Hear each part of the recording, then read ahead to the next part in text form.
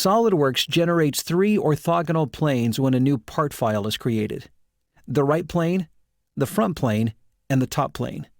Each of these planes are oriented in this manner when in the isometric view. The first sketch profile of a part is typically drawn on one of these planes, which will determine the part orientation as it's built. In a drawing with a standard 3 view, the first view that is placed in the lower left corner is the front view. The top view is placed above it, and the right view is placed to the right of it. In this lesson, I'll create this part that has 5 features. This part can be oriented in a number of ways, such as placing the bottom base flange on the top plane, on the front plane, or on the right plane. However, I'll identify which planes to draw the sketch profiles on in order to create the part with the same orientation. I want to create a part that has 2 flanges joined by a fillet with a rib feature on the side. In order to start creating this part, I must gain an understanding of which feature to create first, and then decide which plane to sketch the profile on. If I take a look at the drawing for this part, the front view shows the rib profile as well as the part having an L-shaped profile. The top view shows the profile of the base flange and the circular cutout, and the right view shows the profile for the vertical flange. Each of these profiles should be drawn in their respective planes. This means that the rib profile should be drawn on a plane parallel to the front view. The base flange and cutout profiles should be sketched on the top plane, and the vertical flange profile should be drawn on a plane parallel to the right view. Once the profile planes have been established, it is critical to identify which profile should be sketched first. This part can be built many ways and produce the same result, which gives a number of options as to which profile should be sketched first. However, when I take a look at the part, I can see that the majority of the features are built upon the base flange, which has its sketch profile on the top plane. This will be the first sketch profile I create. I'll switch over to the part file to begin creating the sketch. To create this profile, I will click on the top plane in the feature tree and click the sketch icon from the context toolbar. I am automatically placed into sketch mode, and the graphics area rotates and places me in a view normal to the plane. Now I can begin sketching the profile. I'll activate the line tool, begin my sketch at the origin, and draw the profile.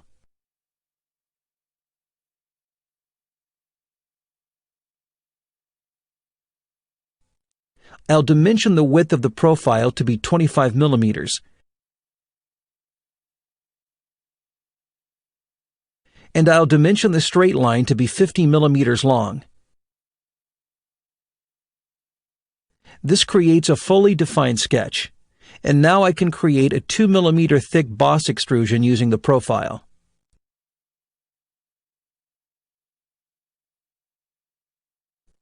Now I'll take a look at the drawing once again to decide which feature to create next. It is important to take note of any features that must be created from other pre-existing features. In this case, the rib and the fillet cannot be created yet since the vertical flange has not been created. This leaves either the circular cutout or the vertical flange to be created next.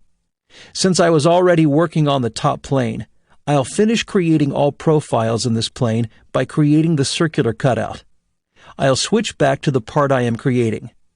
I'll start a sketch on the top plane once again. I'll click the top plane and switch the view to Normal to. Sketch the circular profile.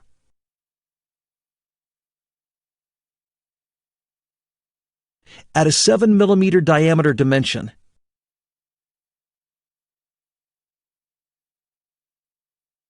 And create a cut extrude feature with an up to next end condition from the sketch profile.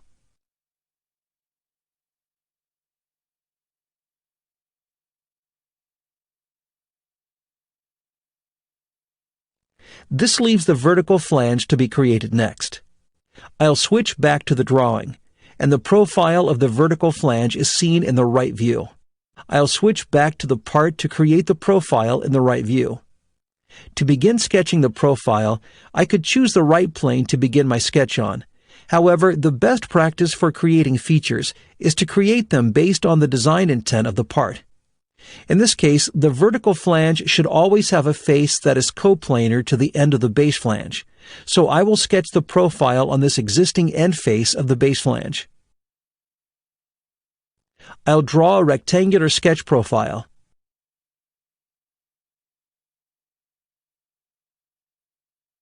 Add some relations. Dimension the height of the profile to be 20 millimeters.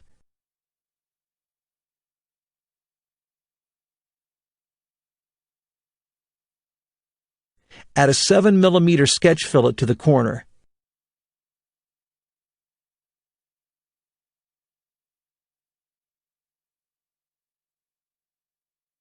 And create a 2 millimeter blind extrusion going inward toward the base flange.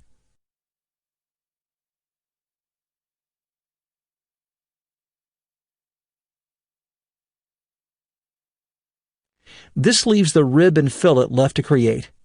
These features can be created in either order. I'll choose to create the rib feature next, as fillets are typically created at the end. I'll switch back to the drawing to see which view displays the rib profile. The rib profile is shown here in the front view. I'll switch back to the part, click to show the front plane, and I'll create the sketch on the back side of the part parallel to this plane.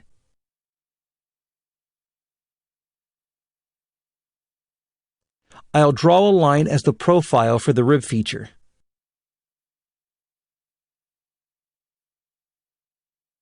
Add a 45-degree dimension between the line and the base flange, and create the 2 millimeter rib with a thickness on the second side pointing down toward the two flanges.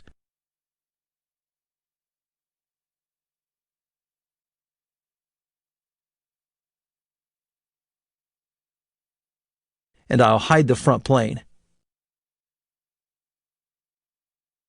The last feature to create is the fillet. I'll click on the fillet tool in the Command Manager and add a 5 millimeter fillet to the edge where the two flanges join.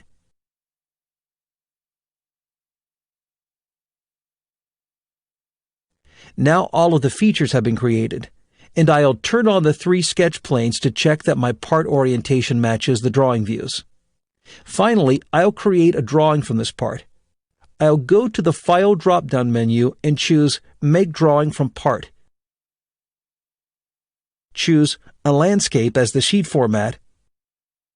Drag in the front view of the part from the View palette, and place the top view, right view, and an isometric view.